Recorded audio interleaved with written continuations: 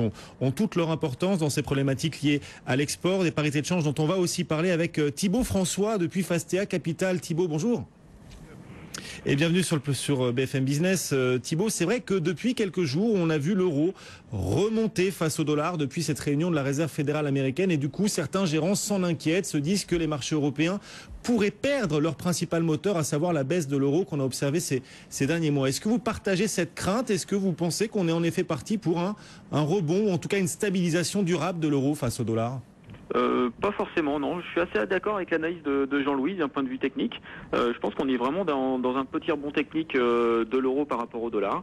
Donc c'est vrai qu'on a fait un 0,4 sur les plus bas, on est autour de 1,07 aujourd'hui. 1,10, 1,12, ça peut être un petit peu des points pour éventuellement des points de tendance éventuellement pour le moyen terme. Mais en tout cas, je pense que c'est plutôt un rebond technique. On fait suite aux propos de Madame Yellen de mercredi soir. Elle a tempéré un petit peu son discours sur la future hausse des taux. Et donc ça se retrouve un petit peu dans le cours de l'euro-dollar. Je pense que la tendance est toujours négative sur l'euro-dollar. Je pense qu'on descendra même en dessous de la parité dans les prochains mois. Mais pourquoi ça va pas continuer éternellement? C'est parce que vous misez toujours sur une hausse de taux de la Fed, même si Janet Yellen a mis beaucoup d'eau dans son vin mercredi dernier. Oui, tout à fait. Alors, elle a mis dans son vin, elle a juste dit qu'effectivement, ça pourrait ne pas arriver à très court terme. Donc effectivement, le marché s'est ajusté un petit peu. Donc, on attend maintenant une hausse des taux entre juin et septembre. Mais cette hausse des taux interviendra et c'est normal. La croissance repart aux États-Unis. Donc, c'est logique que les taux repartent aussi. Donc, on est plutôt toujours dans cette tendance. Hausse des taux aux US. Un QE européen en plus qui s'est mis en place il y a quelques jours, qui prendra fin en septembre 2016. On a un écart de croissance qui est important entre les deux zones géographiques. Donc pour l'instant, l'euro-dollar, pour moi, est dans une tendance baissière de long terme. À court terme, il y aura des soubresauts, bien entendu. On est en train d'en vivre un aujourd'hui, mais je pense que la tendance est plutôt durable à la baisse. C'est intéressant parce que c'est vraiment un nouveau débat qui est en train de s'installer là entre les gérants. Est-ce que l'euro est parti pour poursuivre à la baisse, ou au contraire, est-ce qu'on va aller vers une stabilisation, voire un léger rebond? Vous êtes clairement dans le camp de ceux qui pensent que la baisse de l'euro va se poursuivre. Donc vous ne suivez pas les conseils de ces gérants qui commencent à dire qu'il faut repondérer Wall Street dans les portefeuilles, qu'il faut renforcer Wall Street, le marché américain, au détriment du marché européen après la hausse qu'a connue l'Europe depuis le début de l'année. Non, pas du tout. On est vraiment dans une tendance de fond. Je pense que la tendance vient de s'installer. Je pense qu'elle est durable. Je pense que 2015 et 2016, on aura un euro-dollar qui sera faible. Donc clairement, on est vraiment en début de période. Je pense qu'il faut toujours surperformer la zone euro par rapport à la zone américaine. La zone américaine sera toujours dynamique, mais si on se pondère de l'euro-dollar, clairement, la zone euro a quelques avantages à tirer. Et il faut continuer d'acheter ces valeurs exportatrices, ces valeurs liées aux parités de change et à la baisse de l'euro, autant qu'on l'a pu le faire au premier trimestre. On rappelle, Airbus a gagné 48%, tout comme ST Microelectronics. Il faut continuer d'acheter ces mêmes valeurs, d'après vous, pour ce nouveau trimestre qui va débuter dans quelques jours? Écoutez, en tout cas, pour l'instant, on est plus dans l'anticipation. Airbus, STM, les valeurs dollars, les Arkema, les Michelin, les Sanofi, que des valeurs dollars. Pour l'instant, on est vraiment dans l'anticipation. C'est-à-dire qu'on anticipe une amélioration des comptes en 2015 et en 2016 liée à l'euro-dollar. Pour l'instant, on s'en aperçoit pas. C'est-à-dire que le T4 est un petit peu meilleur qu'attendu par rapport au T4 2013, aucun doute là-dessus. Par contre, l'effet devise va être beaucoup plus favorable sur le deuxième semestre 2015 et sur 2016 et 2017 si la tendance se poursuit. Donc c'est à ce moment-là que les publications vont véritablement s'améliorer. Exactement. Je pense qu'on va vraiment avoir un effet devise qui va être important, notamment pour les entreprises européennes, notamment pour les entreprises qui sont exportatrices. Donc tout ça, pour l'instant, on est vraiment dans l'anticipation et je pense que ça va être marqué dans les comptes dans les prochains trimestres et effectivement certaines valeurs, par exemple Airbus qui est vraiment catalogué comme valeur dollar, pour l'instant n'en profitera pas, je dirais même avant 2017. C'est-à-dire qu'elle est totalement couverte sur 2015 et 2016, donc l'euro-dollar n'aura aucun impact sur les comptes d'Airbus sur 2015 et 2016. Par contre, à partir de 2017, une autre stratégie sera mise en place sur le thème de l'euro-dollar chez Airbus et éventuellement, elle pourra en profiter. Mais pour l'instant, nous sommes vraiment dans l'anticipation sur les actions européennes. Et qu'est-ce qu'on doit faire du secteur du luxe? On vous pose la question, d'autant que JP Morgan aujourd'hui abaisse son conseil, il passe à neutre, de surpondéré à neutre, et on voit ce secteur du luxe qui réagit fortement, notamment LVMH, lanterne rouge du CAC, moins 3% quasiment. Est-ce que c'est pas le signe malgré tout que certains secteurs ont trop progressé?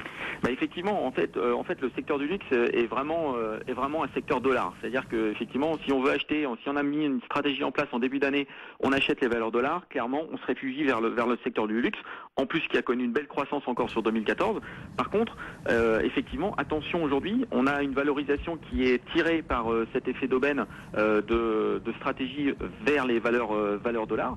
Aujourd'hui, on a quand même un ralentissement de la croissance organique depuis quelques trimestres sur le secteur du luxe. On s'est aperçu il y a quelque temps que les producteurs, notamment, avaient réduit un petit peu la voilure, notamment dans le secteur de la joaillerie. Effectivement, on pense que le T1, T2, T3 2015 sont plutôt à risque. La valorisation est plutôt contraignante aujourd'hui sur le secteur du luxe. Donc attention, la croissance organique ne va pas être à 2 chiffres éternellement sur ce secteur-là. Donc s'il y a un secteur qui a beaucoup progressé, sur lequel vous recommanderiez de la prudence, c'est ce secteur du luxe particulièrement? Je suis plutôt prudent effectivement sur ce secteur du luxe. Je pense qu'il y a effectivement certaines mauvaises nouvelles qui ne sont pas intégrées dans la valorisation. Et à l'inverse, il y a des secteurs qui ont peut-être moins progressé que d'autres et sur lesquels il est temps de se repositionner. Par exemple, le secteur bancaire qui signe aujourd'hui les plus fortes hausses dans cette séance de baisse. C'est un signe que les investisseurs ont envie de faire tourner les portefeuilles en faveur d'un secteur en retard, ce secteur bancaire? Écoutez, on est vraiment sur des points techniques assez intéressants sur le CAC 40 en plus. Effectivement, les banques ont un petit peu moins performé que les autres valeurs aujourd'hui. On n'est vraiment plus dans la thématique euro-dollar avec les banques. On est plutôt dans la valeur, dans la thématique rendement. Je pense que les investisseurs cherchent un petit peu des valeurs qui n'ont pas forcément très bien performé, qui ont encore une bonne rentabilité attendue sur 2015 et 2016. Le secteur bancaire en fait partie. C'est plutôt un secteur qu'on porte aujourd'hui chez Faster. Les 3 plus fortes hausses du CAC aujourd'hui, ce sont des banques. Crédit Agricole plus 1,7, BNP Paribas plus 1,4, Société Générale plus 1,1%. Un tout dernier mot sur ce retour de Peugeot aujourd'hui au CAC 40. Ça faisait 2 ans et demi que Peugeot avait quitté le CAC 40 et donc retour aujourd'hui. C'est pas un retour triomphal, loin de là, le titre Peugeot recule d'1,4%. Oui, écoutez, c'était plutôt anticipé. Effectivement, on en parle déjà depuis quelques semaines. Le retour de Peugeot après 2 ans et demi de purgatoire. Donc ça, c'est plutôt une bonne nouvelle pour le groupe Peugeot. Ce qui est plutôt dommage, c'est d'avoir sorti de l'indice parisien il y a 2 ans et demi. Effectivement, ils ont vécu, on va dire, des périodes un petit peu difficiles, notamment au niveau du cash flow. Mais c'est vrai que la logique long terme n'est pas du tout respectée encore sur l'indice parisien. On en parle régulièrement avec vous. C'est vrai qu'on n'a pas forcément une logique long terme, sachant que là, on pourrait se rapprocher un petit peu de ce que font les Américains. Oui. On vient de voir qu'Apple vient juste d'intégrer le Dow Jones cette semaine, enfin la semaine dernière, alors que c'est la plus grosse capitalisation mondiale. Donc effectivement, je pense qu'on a peut-être quelques leçons à apprendre d'un point de vue investissement long terme sur les Américains. Donc vous regrettez l'entrée de Peugeot au détriment de Gemalto, une valeur technologique de croissance à l'image d'Apple. Non, toute proportion gardée. Gemalto, on aime beaucoup Gemalto, c'est pas le problème. Je pense que la sortie de Peugeot il y a 2 ans et demi n'était pas justifiée. C'est surtout ça qui nous embête. Et on a aujourd'hui 4 valeurs automobiles au sein de l'indice avec le retour de Peugeot. 4 valeurs automobiles dans le CAC, c'est peut-être beaucoup. Écoutez, le secteur est plutôt bien représenté aujourd'hui, mais c'est un secteur qui a plutôt bien marché ces derniers temps. Oui. La stratégie a été plutôt bonne, d'ailleurs en se diversifiant et en allant chercher de la croissance à l'international, notamment chez Renault. Donc ça montre aussi la bonne stratégie des groupes français ces dernières années. Thibaut François, merci beaucoup Thibaut d'avoir été en direct avec nous pour ces conseils boursiers en ces temps un peu d'incertitude. On a un CAC 40 qui reste certes au-delà des 5000 mais qui recule et des devises, 1 euro qui repart à la hausse. Thibaut François depuis Fastea Capital, Cédric. Tout de suite on jette un œil sur les marchés.